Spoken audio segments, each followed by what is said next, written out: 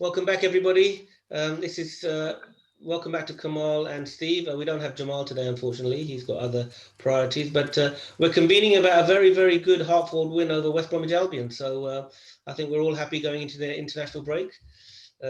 We were top of the table for, I think, 90 minutes, but now this is being recorded as Leicester have just beaten Wolves 1-0. So they're back in top. So let me just go through the lineup, and then I'll ask Kamal and Steve to go through. So Lloris in goal, right back Doherty, centre back pairing of Alderweireld and Dyer, left back Reguilon, a midfield of Sissoko and Højbjerg, and Ndombele, and then a front three of Kane, Bale, and Son for the first time, I think, starting a league match. Kamal and Steve, I'm not sure, but yes. So let's start with you, Kamal. Before you go into their history, do you actually think this is our strongest team we can actually put out? I mean, I think we've got some options in midfield. There was Olo also in that lineup, or Lamela or Mora. I think, yeah, on paper it looks pretty, very, very strong. But there are so many options now in that midfield. Sure. Okay, go ahead then. In terms of, I know it's not been a great ground for us, the Hawthorns, but tell us a bit about the history. Well, I mean, the history, we first played there in 1901, and we actually... Can you look at the camera, Kamal? Well, I'm just looking at my stats. Oh, okay, We've won 54 games against West Brom, and they have actually... Sorry, I take that back. 57 to Spurs, 54 to West Brom, and 36 draws. I suppose the interesting thing to say is in recent history hasn't been very good, because we've had a lot of draws against West Brom.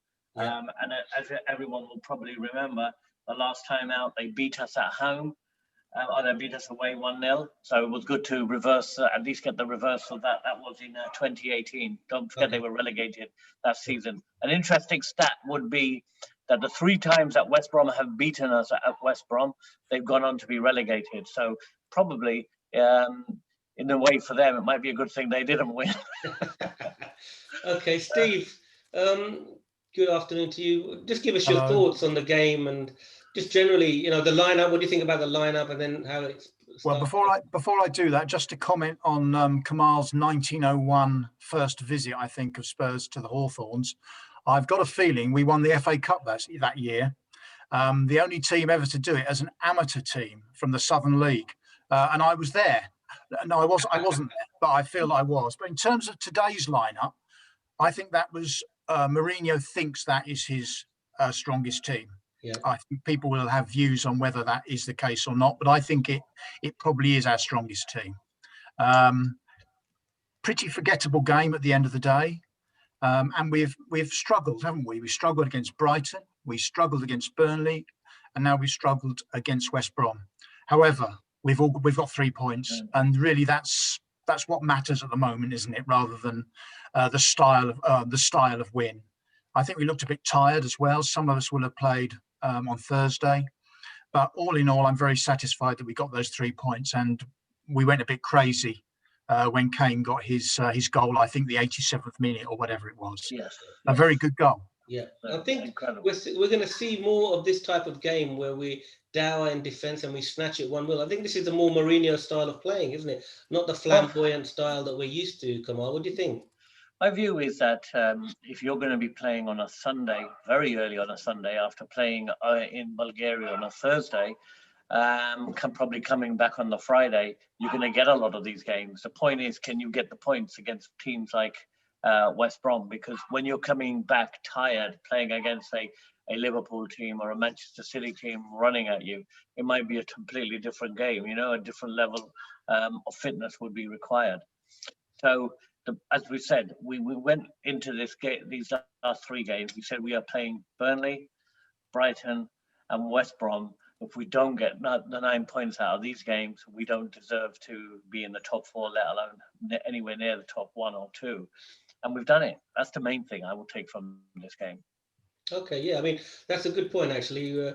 They're hard games. I think normally we would either have drawn a couple of those games or even lost a couple of the games. But it shows a new resilience. And I do think Alderweireld and Dyer are our best centre-back pairing. I don't think there's any doubt about that now. Before Steve jumps in, I just want to say on that, against teams like West Brom and against teams like Burnley, yes, but when you got teams coming at you with pace, I would be very concerned. Steve? I mean, I think you're right, and I don't think West Brom lacked pace, certainly on the wings. I think Alderweireld's ability to read the game puts him way ahead of all of the other centre backs, including Dyer. And we haven't seen Rodon yet, the chap from Swansea. And in fact, was it Dyer who headed off the line in the game? Yes. So that was probably a game-changing moment, apart from Son's early miss when he should have scored. But all in all, I think that they played pretty much as a unit. I think there were some weaknesses there. I think Son had a very quiet game for him. Ndombele didn't really get going in the way that he has in the last few games, but we ground the result out, and I'm okay with that. I'd love to see free-flowing football, but part of that will depend on what the other team's like. And West Brom aren't a bad team. They're well-disciplined. They were pressing us. They were always dangerous at set pieces, and I wish we'd stop giving free kicks and corners away. I don't know how many corners they got, but it's got to be about 10, isn't it? Something like that. Close to 10, I mean, we still haven't learned the lesson about giving free kicks away in dangerous areas. I mean, against a better team like Liverpool, Man City, Chelsea, that could have cost us. Luckily, it didn't cost us this time, but we're not learning our lessons, obviously. They had 7 corners. 7. Okay, well, not we gave away 11 fouls, and they got 1 red card. Red card? There's no red card there at all. You mean yellow? Oh, sorry, yellow card. They had 1 yellow card. We had 0 cards. I mean, the teams are absolutely. I mean, you're right about West Brom. Why do we make them look so good? That is the main question. This is a team that lost 2-0 to Fulham, who was 3-0 up at half-time against Chelsea, and then they conceded 3. Mind you, we did that against West Ham as well, so that's probably got something in common. I always had a feeling that West Brom were a bit of a bogey team for us. We always seem to underperform at West Brom, and if you look back at the stats for the last 7 or 8 years, it's mainly draws, losses, and I think probably one win quite some time ago. But we haven't really. I'll tell you apart from today when we. I think while you're doing that, Kamal, I mean, it's worth noting they've had the whole week to prepare for it. As Steve said, we had a Europa League match on Thursday, which is away. Traveling takes a lot out of you. West Brom have had the whole week, so even despite that, to get a win, and there's no easy games in the Premier League. We all know that. To get a win, I think is a very, very good result, and I don't think we should underestimate the value of what we did actually. I mean, in the last 5 years, we have had 4 draws. 2 wins and 1 loss against West Brom, including today. That makes it 3. So that gives you an idea that we haven't really, for some reason, and this is in the time when we were doing very well, haven't really performed against West Brom, but as well as we have against some other teams. So you could take that 1-0 win, which didn't look like it was coming from anywhere during that game. If anything, I would have said West Brom looked like they were going to score. Yeah, no, I agree with that. So, Steve, what do you think? We spoke last week about Matt Doherty, etc. What do you think about his performance this week? Well, I think there's still a mistake in him, and there's still some errors in his positional play, and I think he was closing down late for some of their crosses. Yeah. However, it was a delightful ball in to Kane, which he took early. It was an early ball into the box. First time in the game. I sort of suspect had the keeper stayed on his line, he would have just caught it. Yeah, exactly. But he didn't. He was sort of caught in 2 minds. But Kane still makes the runs, doesn't he? It's the 87th minute. He's still putting himself out there for the ball, which is what you want. And I think we have got a really good sort of spine of the team now.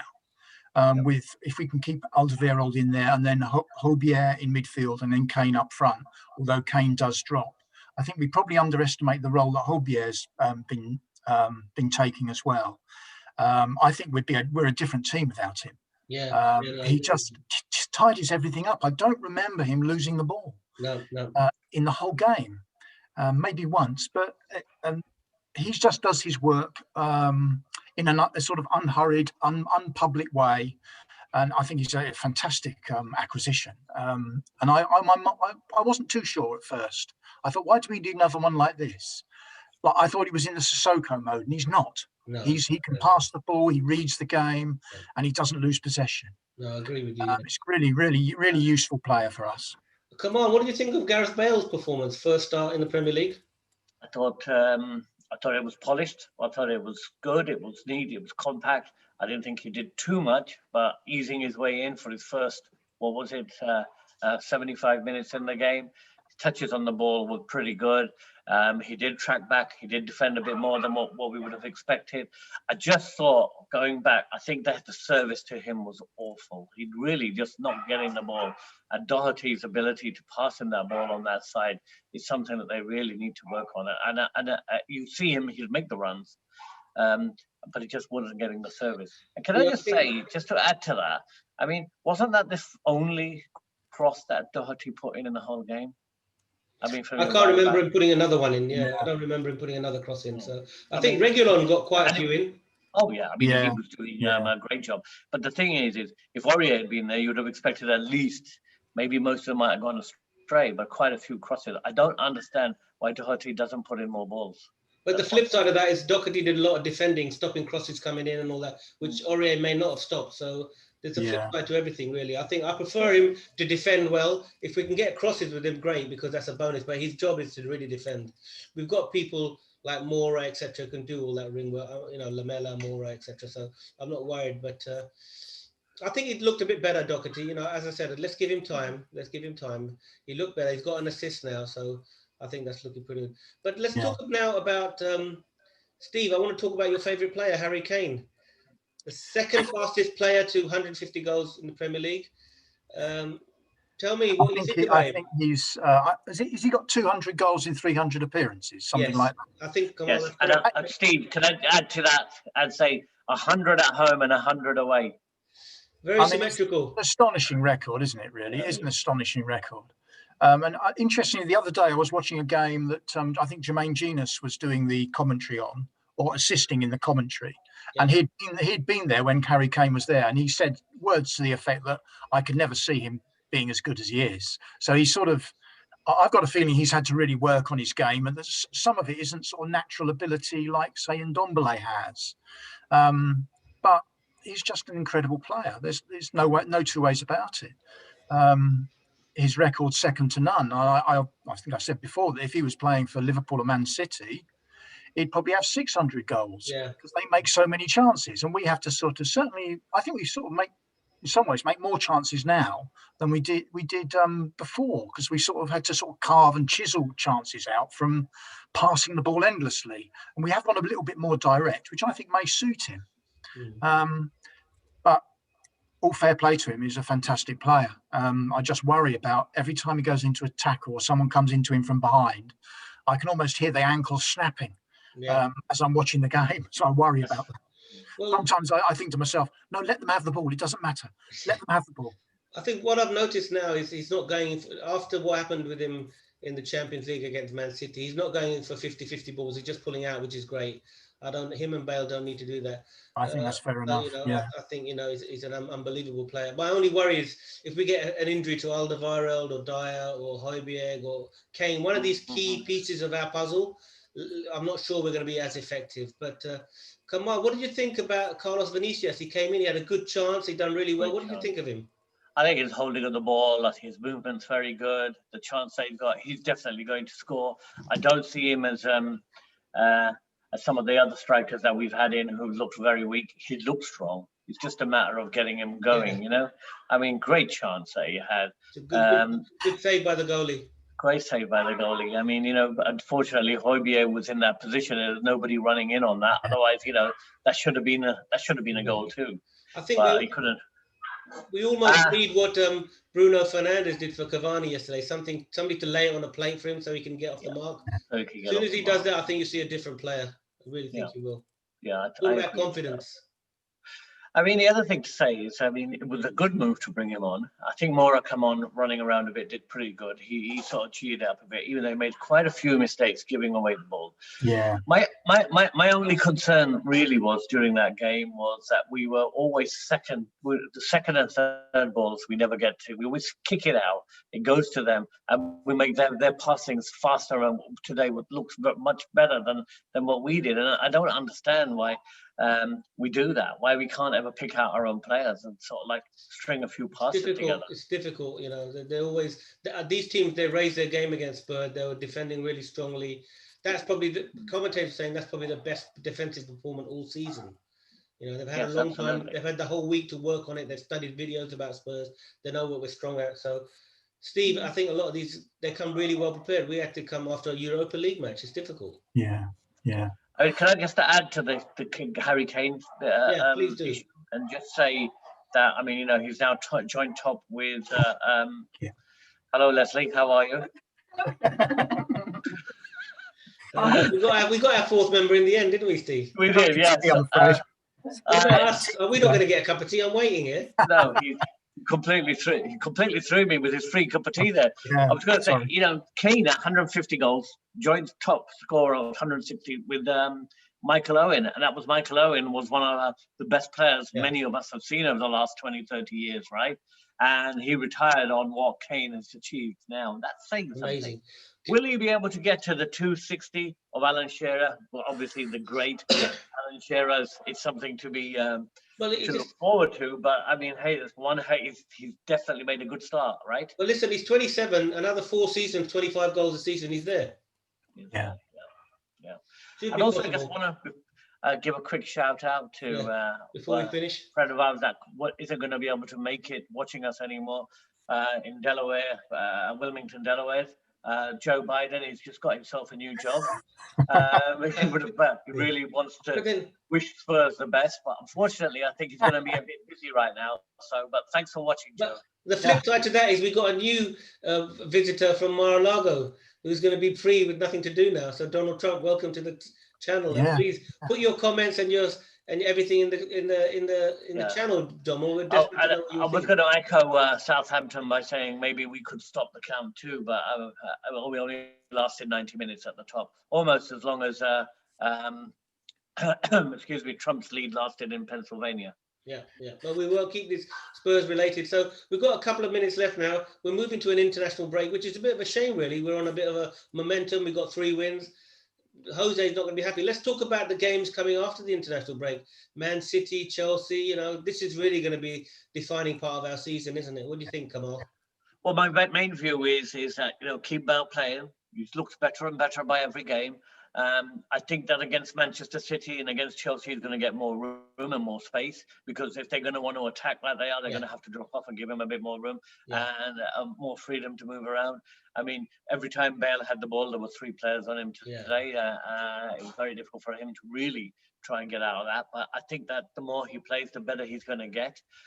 Son could probably do with an international break. We need to see Sonny back to his best. I don't. Do you know, are South Korea playing over the break or not, Kamal? Do you know, are they playing South Korea? I don't, but I presume that everybody will be playing over the break. But let's hope we get him back to his best, and he comes back firing on all cylinders. If Son playing at his best, Bale playing at his best, Kane doing what he does all the time, I mean, that's pretty formidable, with Vinicius behind them ready to come in, and Amora, and we didn't even see Lamela today. The big question really is, in this international break, what about Dele? Will he ever get back on the team sheet, let alone I don't think so. I think he's finished now. I think he's going in January. I don't think he can ever get back in. That's my view. What do you think, Steve? We haven't heard from you for a while. Well, I think it's a shame about Dele Alli, just picking up on that. I still hope there's a way back for him. I don't understand why he's been frozen out in quite the way he has been. There's something there I think we don't really know fully. We've got, as I think you said, Reyes, we've got the real test of our season coming up, really, with the likes of Manchester City and Chelsea. I think at our best, playing at our best, we can beat those teams. I genuinely feel that. But we do have to be at our best. We can't play like we did today.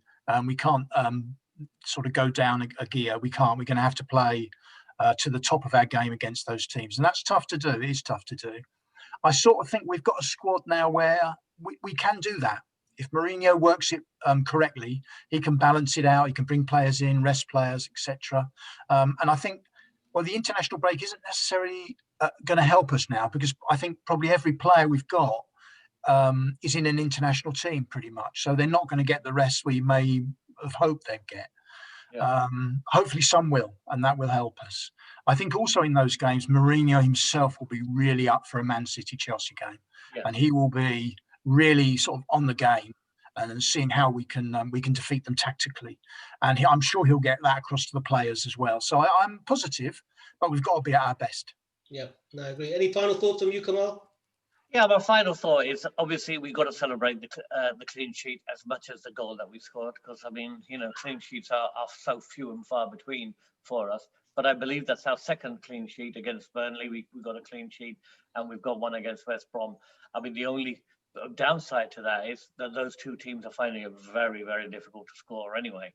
So, you know, but a clean sheet's a clean sheet. Yeah, so exactly. that build on it, I say. Yeah. Perfect. Okay, guys, listen, thanks very much for your thing. I think we'll have another, even though there's no match, I think we should have another chat next week. We'll think about things. But listen, to all our, our viewers, comment, subscribe, like, put whatever you want in the comments. Let us know what you're thinking, what you want to do. And come on, you Spurs, and we'll see you next time. All the best, yeah? Take care, everybody. Thank Bye-bye. you. See you guys.